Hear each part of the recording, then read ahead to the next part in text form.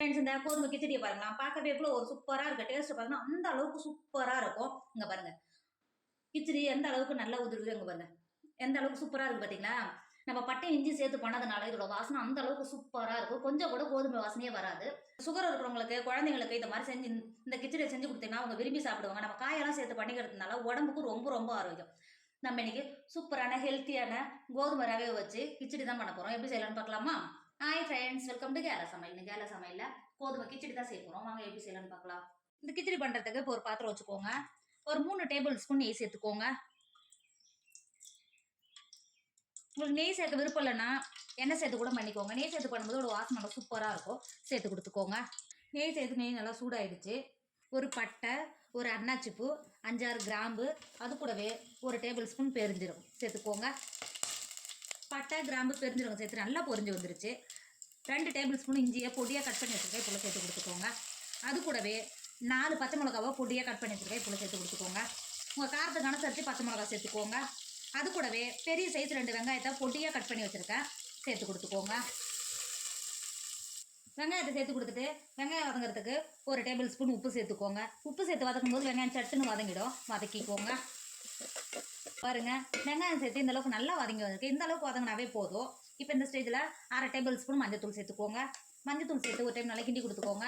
இந்த அளவுக்கு நல்லா கிண்டி கொடுத்துட்டு நம்ம கட் பண்ணி வச்சுருக்க வெஜிடபிளாக சேர்த்துக்கோங்க. நான் கேரட்டு, பீன்ஸு, பச்சை பட்டாணி, காலிஃப்ளவர் கட் பண்ணி வச்சுருக்கேன். சேர்த்து கொடுத்துக்கோங்க.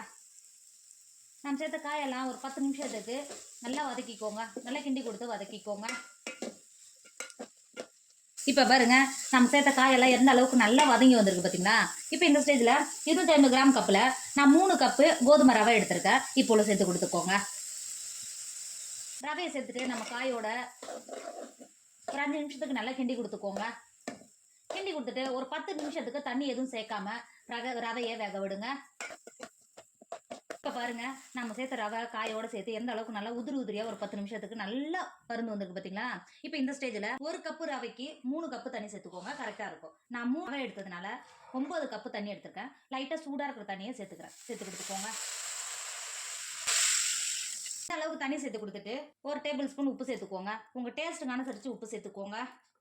உப்பு சேர்த்து கொடுத்துட்டு ரவையை ஒரு டைம் நல்லா கிண்டி கொடுத்துக்கோங்க. இந்த அளவுக்கு நல்லா கிண்டி கொடுத்துட்டு மூடி போட்டு மூடி நம்ம கிச்சடி நல்லா வேக விடுங்க. நம்ம சேர்த்த காயும் ரவையும் நல்லா வெந்து வர வரைக்கும் வேக விடுங்க.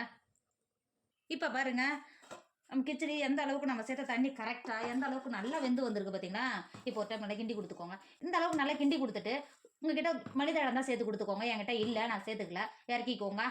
இப்போ பாருங்க, நம்மளோட கோதுமை கிச்சடி சூப்பர் ரெடி ஆயிடுச்சு. இதோட டேஸ்ட் அந்த அளவுக்கு சூப்பராக இருக்கும். நம்ம வெஜிடபிள்லாம் சேர்த்து பண்ணதுனால குழந்தைங்களுக்கு உடம்புக்கு ரொம்ப ரொம்ப நல்லது.